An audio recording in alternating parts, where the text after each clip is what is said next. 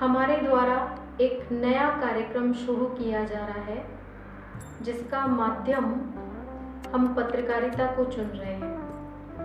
पत्रकारिता के माध्यम से निष्पक्ष और निर्भीक पत्रकारिता, जिसका उद्देश्य है और लक्ष्य है समाज में जन जागृति के अभियान के रूप में ये चलाया जाएगा।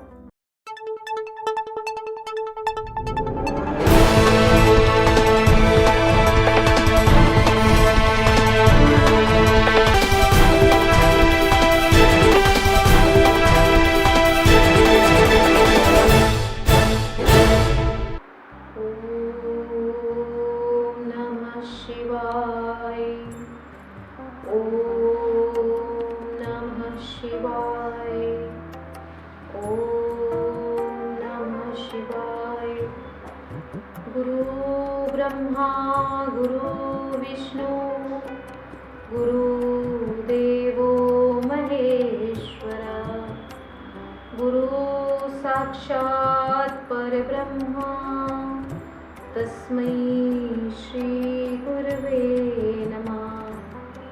ध्यानमूलं गुरुर्मूर्ति पूजामूलं गुरुर्पदं, मंत्रमूलं गुरुर्वाक्यं, मोक्षमूलं गुरुकृपा। ओम श्री गुरुवे नमः।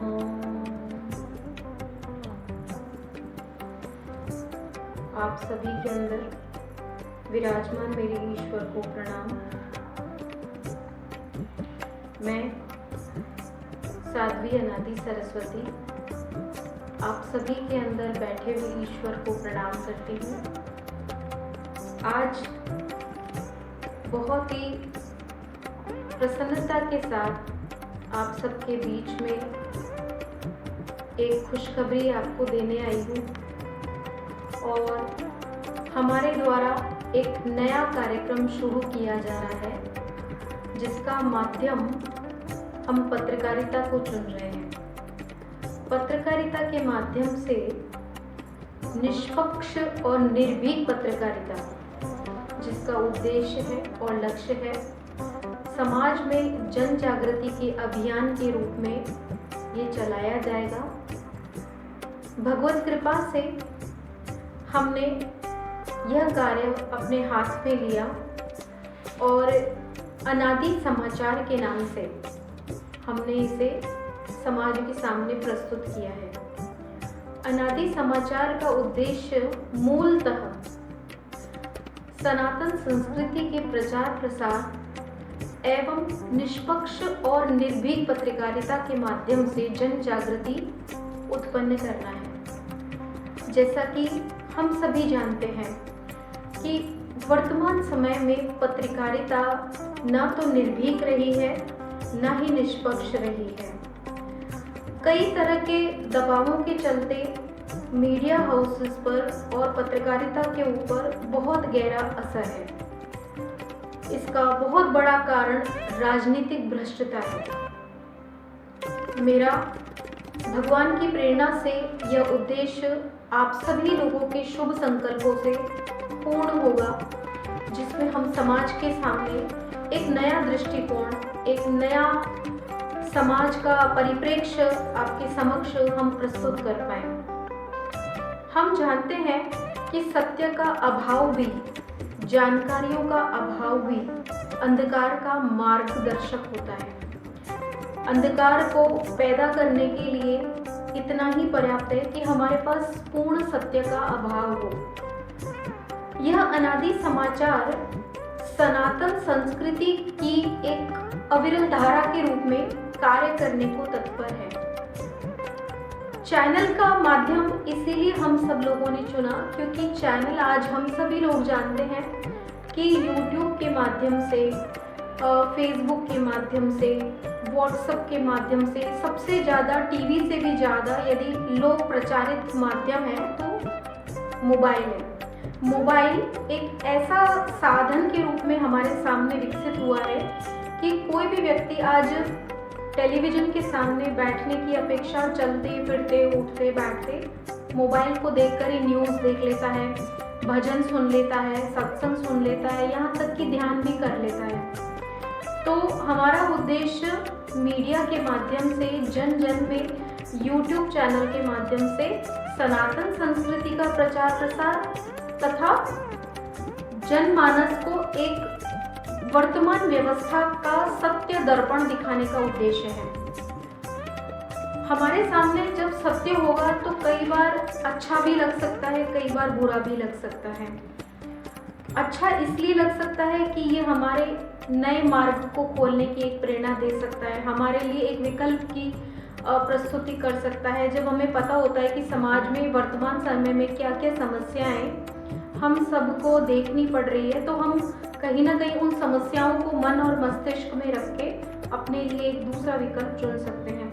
नुकसान ये हो सकता है कई बार सत्य बोलना, सत्य को बताना भी कई लोगों को रास नहीं आ सकता, क्योंकि आप जानते हैं निष्पक्ष पत्रकारिता और निर्भीक पत्रकारिता सत्य को लेकर चलती है और सत्य किसी के लिए अच्छा होता है और किसी के लिए बुरा भी हो सकता है। जिनके स्वार्थ सिद्ध नहीं होते हैं, जिनके स्वार्थों पर प्रहार होता है, उसके लिए वो निश्चित रूप से पत्रकारिता एक बुरा माध्यम हो सकता है। किंतु जो जनमानस है, जिसको मार्गदर्शन की आवश्यकता है, उसके लिए एक जैसे सूर्य का प्रकाश होता है, सूर्य का प्रकाश में सब कुछ स्पष्ट दिखने लगता है, ऐसे ही पत्रकारिता एक ऐसा माध्यम है जिसके माध्यम से सबको स्पष्ट दृष्टि प्रदान होती है। पत्रकारिता का माध्यम एक और उद्देश्य से हमने चुना है, अनादि समाचार के माध्यम से हम सभी देख रहे हैं वर्तमान समय में हमारे सामने कितनी सारी समस्याएं आ रही हैं। जैसे आप जानते हैं डिप्रेशन कितनी एक कॉमन प्रॉब्लम के रूप में हम सबके सामने आ रही है, और छोटी छोटी बातों पर किस तरह से तनावों का वो स्तर हो जाता है, जहाँ पर कोई फांसी खा लेता है, कोई बच्चा सुसाइड कर लेता है, कोई बिना कारण ही डिप्रेशन का शिकार होता है। कारण जानते हैं क्या है? कारण ये है कि जब हमारे जीवन में स्पष्ट लक्ष्य नहीं होता, और लक्ष्य से मेरा अर्थ सांसारिक उद्देश्यों की पूर्ति के लिए सांसारिक महत्वाकांक्षाओं की पूर्ति की बात नहीं हो रही है। हमारे जीवन का एक लक्ष्य है, भगवान ने हम सभी को एक लक्ष्य के साथ बनाया है। उस लक्ष्य का जब तक हम अनुसंधान नहीं करते, उस लक्ष्य को जब तक हम स्वयं नहीं समझते, तब तक हम दुनिया की महत्वाकांक्षाओं में, दुनिया की बनाई हुई इस प्रतियोगिताओं में अपने आप को अधूरा और अपूर्ण पाते हैं। और जहाँ मनुष्य को अपूर्णता का एहसास होता है, क्योंकि दुनिया एक प्रतियोगिता में चल रही है, आप जानते हैं पूरी दुनिया एक दौड़ में चल रही है, उस दौड़ में थोड़ा भी कोई पीछे रह जाता है तो उसे एक अवसाद घेर लेता है। क्यों? क्योंकि व्यक्ति का अहम जो दिखता नहीं है पर सबसे ज़्यादा किसी के जीवन को प्रभावित करता है, तो उसका अहम प्रभावित करता है, वो अहम पे एक प्रहार होता है। और वो अहम जब घायल होता है, मेरे लोग तो आगे बढ़ रहे हैं, मेरे से भी ज़्यादा भ्रष्ट लोग तो आगे बढ़ रहे हैं, मेरे जैसा सज्जन व्यक्ति कहीं नहीं है, ये समाज तो निकृष्ट है, ये दुनिया तो कोई नहीं बदल सकता, ये पाप तो कोई मिटा नहीं सकता, ये भ्रष्टाचार तो कभी खत्म नहीं हो सकता। अब सोचिए, ये सोचने पे भी कितना डिप्रेशन है, ये समझने में भी कितना डिप्रेशन है। तो हमारा उद्देश्य क्या है कि लोगों को उनके आधारभूत लक्ष्य से परिचय कराना, जो कि आध्यात्मिकता है। अगर हम कुछ लोगों को इकट्ठा करके ये पूछे तुम्हारे जीवन का लक्ष्य क्या है, तो कोई कहेगा बंगला बनाना, कोई कहेगा मर्सिडीज लेना, कोई कहेगा BMW लेना, कोई कहेगा मैं राजनीति में कोई बड़ा पद पालूं, कोई कहेगा मेरा 4 घर है तो 5वां घर बन जाए, कोई कहेगा मेरी 7 फैक्ट्रियां हैं तो मेरी 10 फैक्ट्रियां हो जाए, कोई कहेगा पूरे देश में मेरी फैक्ट्रियां होनी चाहिए, कोई कहेगा अभी मैं MLA हूँ तो कम से कम CM बन जाऊँ। अब देखिए, इन सब में आदमी हर समय एक प्रतियोगिता में है। प्रतियोगिता में होना अच्छी बात है, बुरी बात नहीं है, पर ये प्रतियोगिता और प्रतिस्पर्धा कब नुकसान हो जाती है, कब नुकसान करती है? जब ये आपके अंदर विकार पैदा करती है कि आपको अपने सांसारिक महत्वाकांक्षाओं की पूर्ति करने के लिए येन केन प्रकार है, चाहे किसी को मारना पड़े, चाहे किसी की जेब काटनी पड़े, चाहे किसी के साथ भ्रष्टाचार करना पड़े, आप कभी उसको कॉम्प्रोमाइज करने के लिए कभी भी तैयार है। आप अपने चेतना के स्तर से नीचे गिरने के लिए तैयार है। यहीं से चारित्रिक पतन शुरू होता है, यहीं से मानसिक पतन शुरू होता है और व्यक्ति अपने साथ भी समझौता करता है, अपने मूल्यों के साथ भी समझौता करता है और अपनी लाइफ के साथ भी, अपने जीवन के साथ भी समझौता करता है। जहां आदमी समझौता करता है, समझौता दो ही दृष्टियों में हो सकता है। एक तो वो दृष्टि समझौते की जहां पर एक समझ है, जहां एक बौद्धिकता है, वो समझदारी, वो समझौता एक अच्छे कार्य के लिए हो सकता है।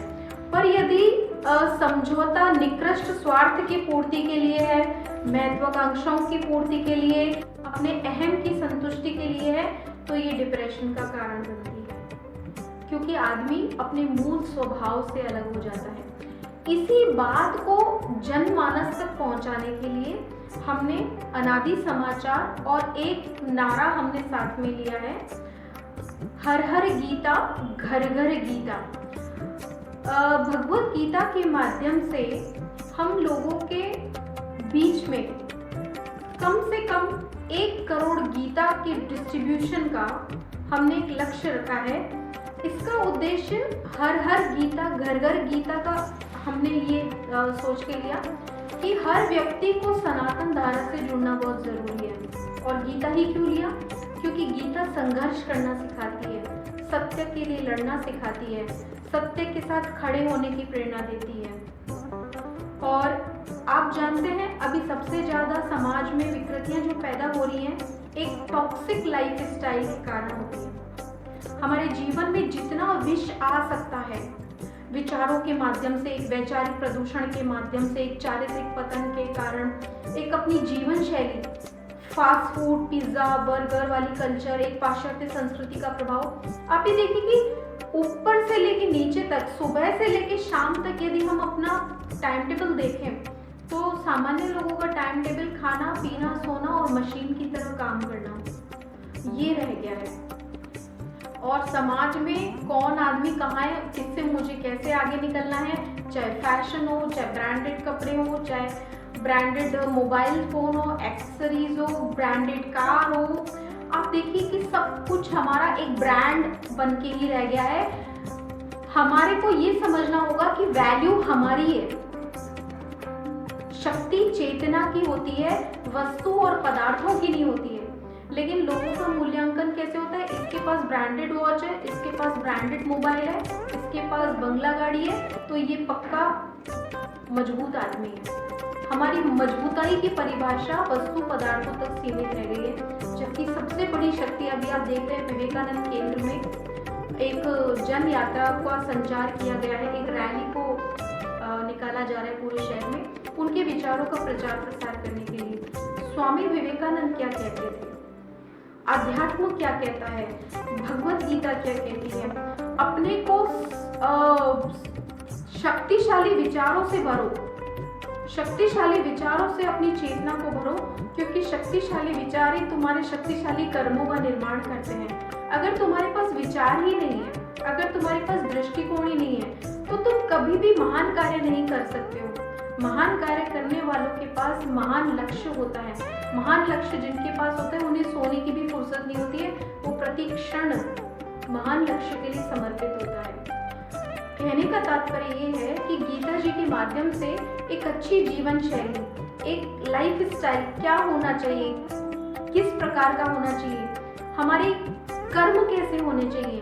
कर्म तो सबको करने हैं, पर किस तरह से हमारी सोच होनी चाहिए, कर्म की प्रेरणा क्या होनी चाहिए, कर्म में सफल ना होने के बाद हमारा दृष्टिकोण कैसा होना चाहिए, और कोई भी रिजल्ट जब आता है किसी भी कर्म का, तो हमें किस लेवल पे उसे मीट आउट करना चाहिए, किस लेवल पे उसका सामना करना चाहिए। भय का कोई कारण नहीं है, किसी भी स्थिति में भय का कोई भी कारण नहीं है। हर परिस्थिति को स्वीकार करो, एक्सेप्ट करो। अर्जुन के साथ समस्या यही थी। अर्जुन के पास भाव तो बहुत था पर ज्ञान नहीं था, और अंधी भावनाएं आदमी को हमेशा नकारात्मक वातावरण में ले जाती है, हमेशा उसका पतन करती हैं। भगवान कृष्ण कौन है? भगवान कृष्ण है wisdom, knowledge. Wisdom is a power. तो विजडम कहाँ से आती है? जब आप लर्न करते हैं सिस्टमैटिक तरीके से सनातन विचारधारा को। हमारी सनातन विचारधारा का सबसे मेन जो बेस है वो है वेदांत, भगवद गीता और उपनिषद, जिसे हम आदि शंकराचार्य की भाषा में प्रस्थानत्रयी भी कहते हैं, जिसमें 3 धाराओं का मिलन होता है। कि भारतीय संस्कृति को यदि समझना है, आप अच्छे से जानते हैं कि अमेरिका जैसे देश कभी आत्मा नाम की चीज को, आत्मा नाम की विचारधारा को नहीं जानते थे। ये भारत था जिसने शून्य की भी रचना की और जिसने आत्मा की शक्ति होती है इसके बारे में भी बताया। तो अमेरिका जैसे देशों में ये कहा गया, अगर किसी मनुष्य का चीरफाड़ किया जाए तो क्या कोई आत्मा नाम की चीज दिखती है? तो कहते नहीं दिखती है। तो कहते जो दिखती नहीं है उसका वजूद क्या है? हमारे धर्म में, हमारे आध्यात्म में, हमारी भगवद गीता में आत्मा के वजूद का प्रमाण है। प्रत्यक्षम किम प्रमाणम। आज अगर मैं एक जगह बैठी हूँ और एक जगह से प्रवचन कर रही हूँ और एक व्यक्ति दूसरा जिसको इस प्रवचन से मतलब नहीं है, वो भ्रष्टाचार को ही सर्वोपरि मानता है, तो कितना विचारधारा का आधारभूत परिवर्तन है, कितना विपरीत विचारधारा है। तो ये कब पता चलता है? जब हमारी अनंत जन्मों की यात्रा मन के द्वारा, संस्कारों के द्वारा कोई व्यक्ति करता है। एक व्यक्ति एक ही परिवेश में जन्म लेते हैं तो भी एक बच्चा डॉक्टर बन जाता है, एक कुछ भी नहीं बन पाता। एक ही माँ के 2 बालक हैं। तो ऐसा क्यों होता है? एक व्यक्ति तो बहुत प्रगति कर लेता है, एक कुछ भी नहीं कर पाता। ये जन्म जन्मांतरों का संस्कार होता है, जन्म जन्मांतरों की कहानी है। ये एक दिन की कहानी नहीं है। हम सोचते हैं हमने 60 साल जी लिए, हमने 70 साल जी लिए, हमारा जीवन इतना ही है, पर हमारा जीवन अनादि है। हम पहले भी थे, हम आज हैं, जो दिख रहे हैं। जब हमारा शरीर छूट जाएगा तब भी हम रहेंगे। और कर्म व्यक्ति प्रत्येक क्षण अपने कर्म को यदि व्यवस्थित रूप से करता है, अपनी विचारधारा को स्पष्ट रख के करता है, प्रत्येक कर्म को सजगता के साथ करता है, अच्छे उद्देश्य के साथ करता है, तो आज नहीं कल वह व्यक्ति निश्चित रूप से महान बनता है। अमेरिका जैसे देशों ने आत्मा नाम की विषय को कभी स्वीकार नहीं किया, लेकिन आज जब अमेरिका जैसे देश और यूरोप जैसे यूरोपियन कंट्रीज में जब अवसाद की पराकाष्ठा हो गई, भोगवादी दृष्टिकोण सबसे ऊंचे स्तर पे पहुंच गया, तब भोगते भोगते जब इंद्रियां भी काम नहीं कर रही हैं, शरीर भी काम नहीं कर रहा है, उन लोगों ने ये विचार किया, ये सोचा इतना सा ही जीवन है, तो भारत से अध्यात्म की अपेक्षा पूरे विश्व को है कि भाई जीवन केवल इतना नहीं है, अवसाद का कोई कारण नहीं है। आज पश्चिम के लोग रथ यात्रा निकालते हैं जगन्नाथ भगवान की। आज पश्चिम के लोग स्वामी विवेकानंद को मानते हैं। आज पश्चिम के लोग गायत्री मंत्र के ऊपर अनुसंधान करके दुनिया को बता रहे हैं। ये तो ठीक ऐसा ही है ना कि हल्दी के बारे में तो भारत में पता चला और हल्दी को पेटेंट कोई और देश करा रहा है। नीम को बताने वाले, नीम की पावर को बताने वाले, नीम की गुणवत्ता को बताने वाला तो हमारा देश है, पेटेंट तो यूरोपियन कंट्रीज के लोग करा रहे हैं। इससे बड़ी कोई विडंबना नहीं है कि संस्कृत को देव भाषा संस्कृत कहा जाता है, कि सभी भाषाओं की जननी है, किंतु संस्कृत की महत्व को विदेशी समझ रहे हैं और गायत्री मंत्र हो, सर्वे भवन्तु सुखिनः, सर्वे सन्तु निरामया का पाठ कर रहे हो, चाहे शांति पाठ कर रहे हो, पर हमारे बच्चे बच्चियों को, हमारी जनरेशन को ना तो संस्कृत का ज्ञान है, न गीता जी के बारे में है, न वेदों के बारे में है। तो मैं एक प्रश्न उठाना चाहती हूँ, हमें हिंदू कहलाने का भी हक है या हम एक्सीडेंटली हिंदू हैं? बाई चांस हम हिंदू हो गए, जिसके पास धर्म का ई भी नहीं है, जिसको गीता, वेद, उपनिषद इनके बारे में कुछ नहीं पता, तो क्या उसे सनातनी कहने का अधिकार है? मेरा कार्य यहीं से शुरू होता है, हर हर गीता घर घर गीता, क्योंकि गीता जी सनातन संस्कृति का प्रतीक है। तो गीता जी के माध्यम से जनमानस को उनकी चेतना की शक्ति को जागृत करना, ध्यान, योग, साधना द्वारा लोगों को एक मेन स्ट्रीम में लाना, योग की स्ट्रीम में लाना, एक आध्यात्मिक जीवन शैली के लिए प्रोत्साहन देना और प्रेरणा देना, और सशक्त भारत का निर्माण करना, सशक्त भारत की नींव में अपना योगदान देना। आप देख रहे हैं अभी कितना विकराल रूप हम सबके सामने है। कोरोना जैसी बीमारी कहाँ से आई? ये सारी एक्सपोर्टेड बीमारियां हैं। एड्स हो, कोरोना हो, ये कभी भारत में नहीं थी। वृद्धाश्रम कभी भारत में नहीं हुआ करता था। आज आप देखिए वृद्धाश्रमों की हालत क्या है। वृद्धा आश्रम कभी हमारे भारत में नहीं हुआ करता था। ये वृद्धाश्रम पाश्चात्य संस्कृति से आया। कभी आपने सुना कोरोना भारत से आया? ये चाइना से आया। कहाँ से आया? वेट मार्केट से आया, जहाँ पर सारे पशुओं का आपको मांसाहार मिल जाएगा। ये कौन सी परंपरा है जहाँ कीड़ी मकोड़ी, नाग, बिच्छू, केकड़े, पता नहीं क्या क्या पेट में डालते जाते हैं। मैं किसी का विरोध नहीं करना चाहती, पर एक सवाल उठाना चाहती हूँ। अगर इतनी इम्यूनिटी मजबूत होती तो इतनी बीमारियां कहाँ से आ रही है? क्यों? क्योंकि आपको लगता है पेट में ठूस ठूस के भर लो, यहीं से शक्ति मिलेगी। लेकिन हमारा धर्म कहता है सूरज की रोशनी में शक्ति है, हवा में शक्ति है, शुद्ध प्राणवायु में शक्ति है, सात्विक भोजन में शक्ति है। अपनी अंदर की शक्ति को तो पहचानो। अरे यार, तुझे किसका डर है? तू शक्ति से अपनी खुद बेखबर है। मनुष्यता आज दीनहीन होके पड़ी हुई है, मरणासन होके पड़ी हुई है, क्योंकि सभी लोग केवल यही जानते हैं आज ही है जीवन, जितना भोग सकते हो भोग लो, कल किसने देखा है। और यही विचारधारा आदमी के पतन का कारण बनती है। लालच, लोभ। मेरा एक ही तात्पर्य है आपसे कहने का, मैं चाहती हूँ कि मेरे साथ प्रत्येक व्यक्ति दिल से जुड़े।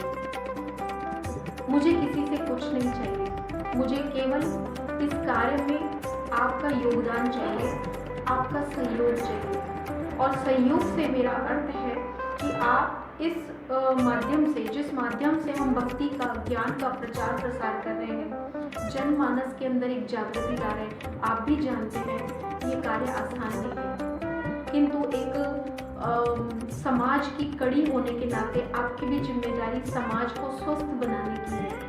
उस स्वस्थ समाज की संरचना और परिकल्पना को लेकर ही मैं चल रही हूँ, और मेरे साथ मेरे सहयोगी लोग चल रहे हैं। मैं चाहती हूँ इस कार्य में आप ज़्यादा से ज़्यादा मेरे से जुड़े और अपने विचार भी आप मुझे भेजें इस समाचार चैनल के माध्यम से, जिसके माध्यम से आपको समाचार भी प्राप्त होंगे और ज्ञान की विशेष प्राप्ति होगी। प्रवचन के माध्यम से प्रैक्टिकल प्रॉब्लम्स भी मैं आपकी लूँगी। आपके जीवन में कहाँ का क्या क्या समस्याएं आ रही हैं, उन्हें आध्यात्मिक तरीके से कैसे समाधान किया जा सकता है, जीवन दर्शन क्या है, फिलॉसफी क्या है, बहुत सारे विषयों के ऊपर। लेकिन उसके लिए एक बात आपको समझनी पड़ेगी कि ये मात्र एंटरटेनमेंट का चैनल नहीं है, ये मात्र न्यूज़ चैनल नहीं है, ये मात्र ज्ञान बगाड़ने वाला चैनल नहीं है। ये प्रैक्टिकल लाइफ जीने वाला, समझाने वाला और आपको एक मार्गदर्शन देने वाली एक प्रकाश पुंज है। कई बार हम सोचते हैं कितने सारे तो चैनल है न्यूज़ के, ये तो अभी अभी चैनल आया है, ऐसा नहीं है। आप ऐसा सोच सकते हैं, आपको अधिकार है ऐसा सोचने का, परंतु एक सन्यासी सत्य की अलख जगाने के लिए आप सब लोगों के बीच में ये कार्य करने को तत्पर है। और मैं ये चाहती हूँ कि मेरे सभी भाई बहनों का सहयोग दिल से मुझे मिले, दिल से मुझे मिले, और हम इस मुहिम को बहुत बड़े एक जनमानस के बीच में स्थापित कर सकें गीता जी के माध्यम से। और गीता जी के जो श्लोक हैं उनके माध्यम से एक तो गीता जी के श्लोक हैं जिसमें देव भाषा संस्कृत का हम चाहते हैं कि प्रचार प्रसार हो और संस्कृति को हमारी बढ़ावा मिले। हमारा एक ही उद्देश्य संस्कार, संस्कृति और परंपराओं का संरक्षण, पाश्चात्य संस्कृति के दुष्प्रभावों से यूथ को, नई जनरेशन को बचाना। और अच्छी बातें सीखने में किसी की कोई बुराई नहीं है, लेकिन उनके दुष्प्रभाव, उनकी नेगेटिव इफेक्ट या उनकी नेगेटिव जीवन शैली या लाइफ स्टाइल को अडॉप्ट ना करके हम उन्हें इंस्पायर करते हैं हेल्दी लाइफ की तरफ। हम किसी को अच्छा बुरा नहीं बताते, बस हम ये कहते हैं live with a scientific way, live with a great way, क्योंकि ग्रेटनेस पाने के लिए ग्रेट बनना भी पड़ता है।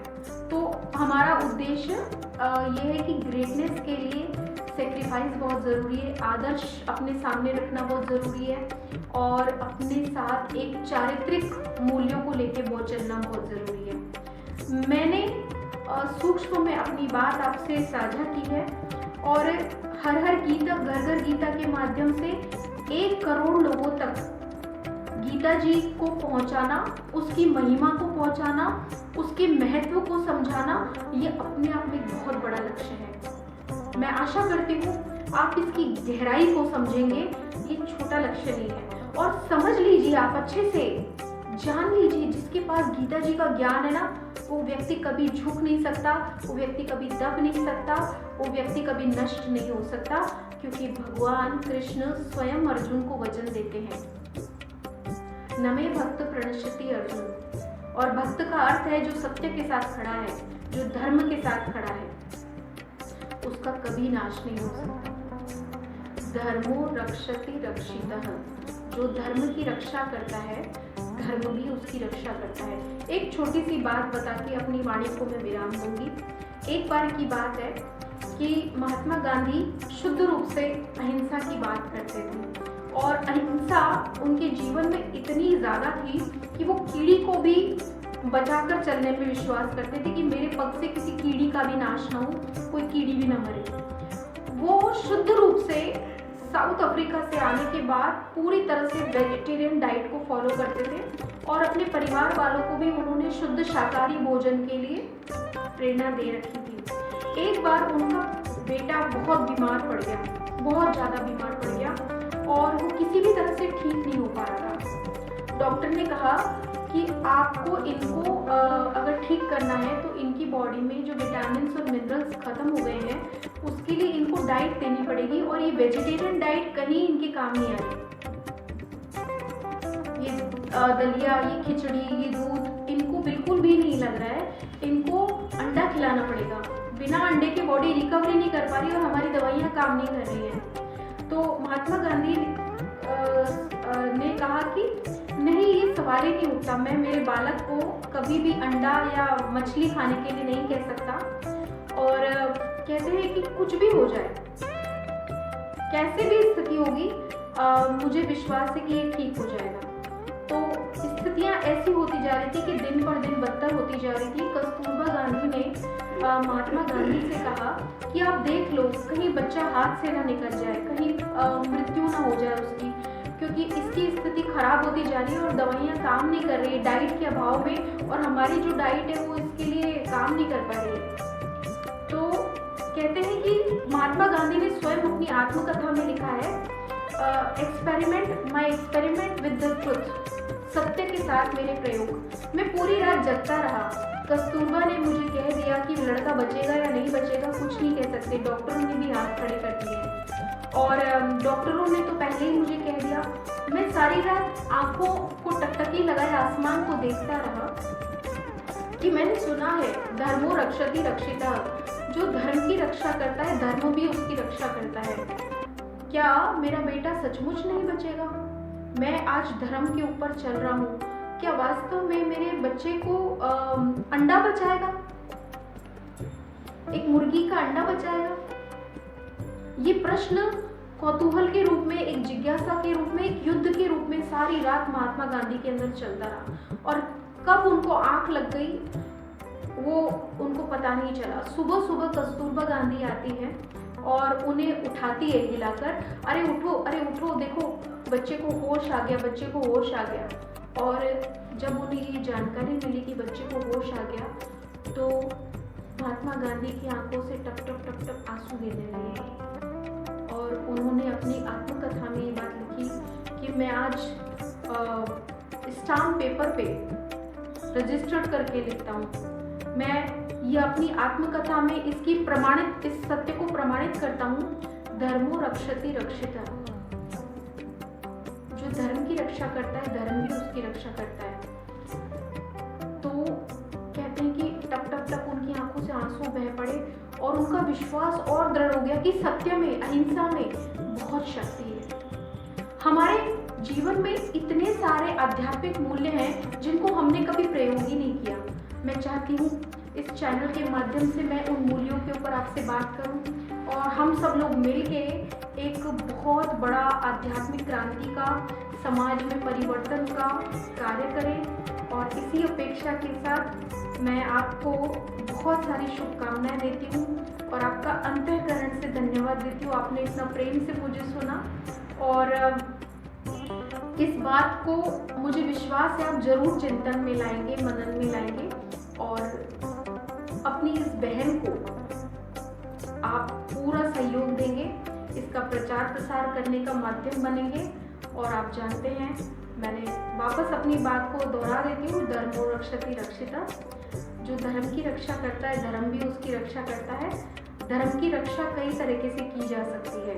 आप अपना कैसे योगदान दे सकते हैं, लोगों में कितना प्रचार प्रसार कर सकते हैं, इस विचारधारा पे कितना काम कर सकते हैं, हमारे साथ कैसे जुड़ सकते हैं, प्रत्यक्ष और अप्रत्यक्ष, ये आपको विचार करना है।